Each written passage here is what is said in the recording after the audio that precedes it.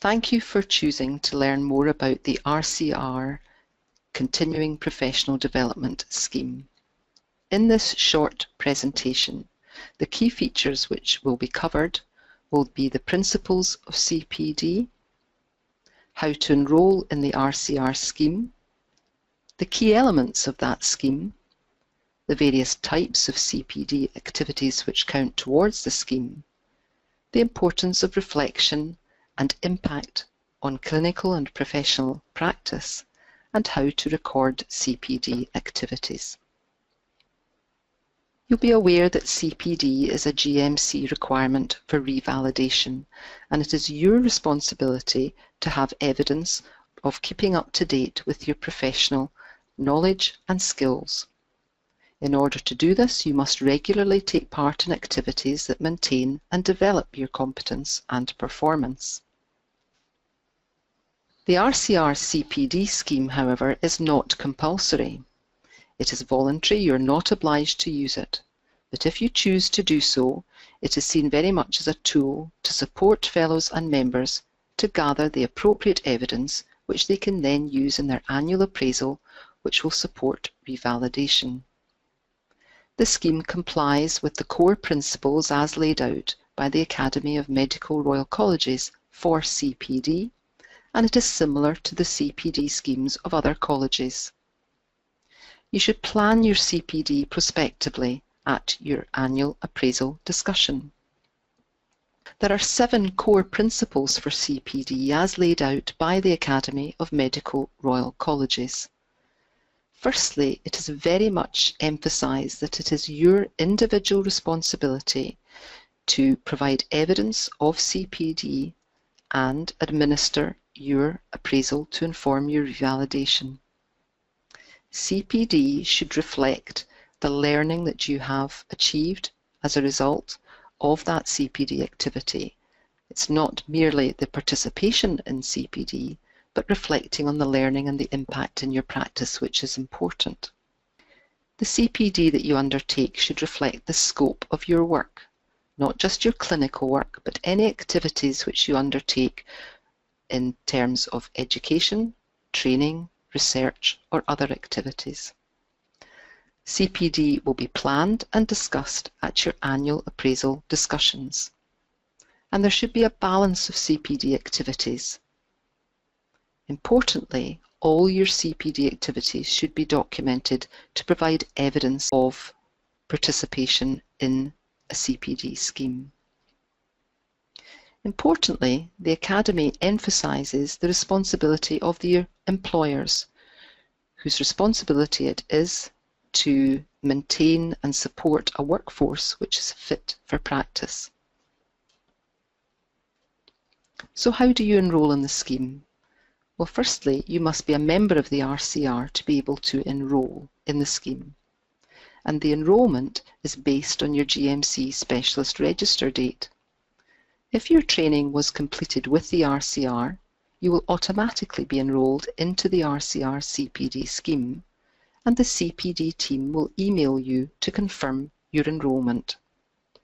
If, however, entry onto the Specialist Register was gained via an alternative route, then the CPD team at college should be contacted if you wish to enrol in the scheme. Whilst there is no mandated level of credits which should be accrued reflecting your CPD, a minimum of 250 credits should be achieved over each of your 5-year cycles.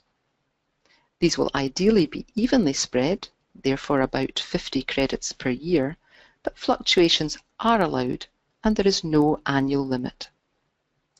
Various activities can be undertaken in order to obtain these credits. You are encouraged to carry out a variety of activities to ensure that the whole scope of your practice is covered and that your learning is completed in differing ways. Importantly, at least 100 credits in each 5-year cycle, that's 40% of the total, should be derived from face-to-face activities which support peer group networking, which has been proven to be a very effective way of learning. There are various types of activities which can be undertaken as part of continuing professional development.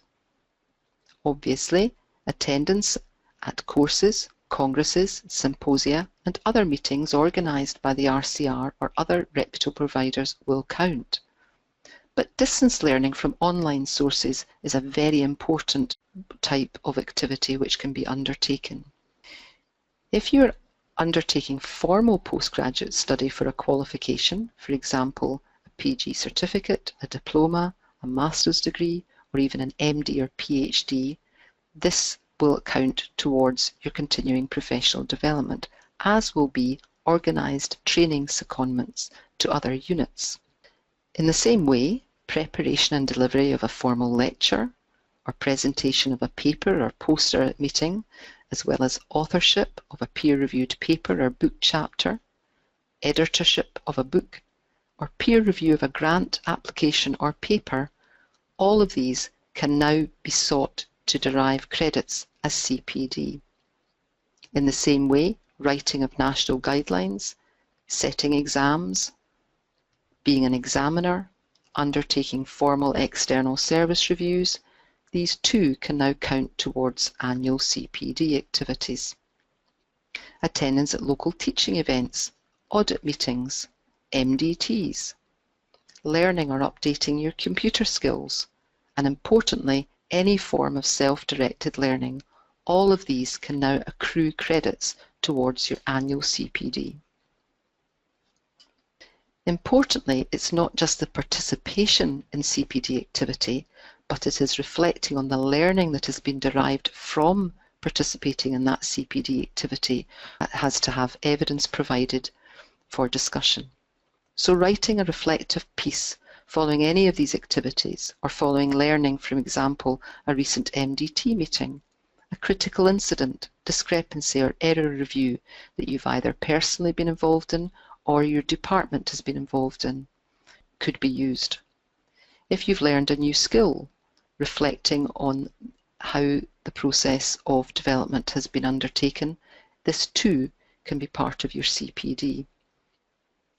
Writing about how that CPD activity has had a real impact on your clinical practice is important, and the RCR offers a template that could be used to capture that reflection. Varying types of activity will accrue different levels of credit, and here too RCR CPD website can guide you as to what level of credit you can derive from each of your various CPD activities. Most importantly, it is essential to record that CPD activity for use at your appraisal, discussion, and thence revalidation. In addition to a summary record, evidence should always be retained. But how you record it is entirely up to you. Here again, RCR can provide a supportive tool in the form of an Excel spreadsheet, but the GMC has developed an app for use on smartphones and tablets which has proven to be of great use. So in summary, therefore, CPD is recognised as a GMC requirement, and the RCR scheme is available to you if you so wish to use it as a supportive tool to guide you through your CPD activity. You must take ownership and responsibility for your CPD and produce a balanced portfolio which reflects the many activities of your clinical and professional practice. This should cover the breadth of your practice in its entirety and can involve various activities, including face-to-face activities. Importantly, reflection on the learning from these activities is absolutely essential, and impact statements are important. Careful documentation is essential. Further information can be derived from the CPD website provided on college, either directly accessed online or contact the help team through the CPD website. Thank you for listening.